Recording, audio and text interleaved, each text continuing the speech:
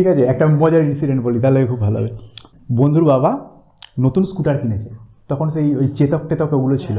নতুন স্কুটার কিনে স্কুটার পুজো টুজো করে বলছে চ আজকে রেজাল্ট বেরোবে ক্লাস 9-এ, হ্যাঁ, ছেলেকে নিয়ে পুজো টুজো দিয়ে রেজাল্টটা দেখেছে। হ্যাঁ, ছেলে অঙ্কে ফেল, হ্যাঁ, অঙ্কে 17, অঙ্কে ফেল। আর এখন যেমন পাস ফেল কিছু নেই, তখন পাস ফেল ছিল, হ্যাঁ, ফেল করলে ইয়ার লস যাবে। অঙ্কে ফেল 17, সিএমএসেরই কথা বলছি। দিয়ে হেড স্যার ছিলেন, হেড স্যার ডেকেছে বাবাকে যে মুচলেখা দিয়ে তুলতে হবে যে আমার ছেলে পড়াশোনা করবে, এ করবে, ভালো করে করবে, রিকোয়েস্ট করে যে পরের ক্লাসে তুলে দিন, তবে ছেলে উঠবে। বাবা স্কুটারে পুজো দিয়ে গেছে, এবার গিয়ে দেখছি ওরকম ব্যাপার, ছেলেকে নিয়ে গিয়ে অঙ্কে ফেল 17।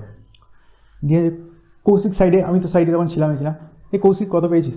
হ্যাঁ কাকু আমারও ভালো হয়নি, কত পেয়েছি আমার ঠিক মনে নেই তখন, কত ওই বিশাল কিছু পাইনি, তখনকার দিনে নাম্বার খুব কম উঠতো, ওই 72 না 75 এরকম পেয়েছি, মনে নেই।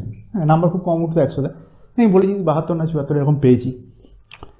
দিয়ে একবার ওর দিকে, মানে ছেলেটার নাম ডাকনাম, হ্যাঁ ডাকনামটাই বলছি, ওর দিকে তাকাচ্ছে আমার দিকে তাকাচ্ছে, দিয়ে স্কুটার রেখে দিয়ে বাড়ি চলে এসছে, আর কোনো কিছু কথা বলেনি, ছেলের সাথে স্কুটার রেখে দিয়ে বাড়ি চলে এসছে।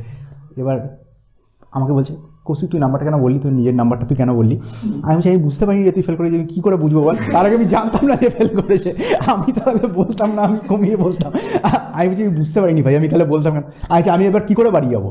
দিয়ে সাইকেল করে আমি টানতে টানতে বাড়ি ছিল, বুঝলে তো, সেই সিএমএস থেকে পেছনে বসি সাইকেলে করে বাড়ি পৌঁছালাম। আর বাড়ি যখন পৌঁছালাম তখন আমাকে বলছে বাবা কৌশিক দেখ কত পড়াশোনা করছে, কৌশিক ডাক্তার হবে, তাহলে তুই কি করবি? বলছি বাবা ও ডাক্তার হলে আমার খুব ভালো বন্ধু, ও কিন্তু আমাকে কম্পাউন্ডার রাখবে। আরো মার, সামনে মার একবারে। আমি দেখছি যে অবস্থা বেগতি, আজ কাকু আমি আসছি, হ্যাঁ ওকে পৌঁছাতে এসেছিলাম, পৌঁছে আমি চলে যাচ্ছি।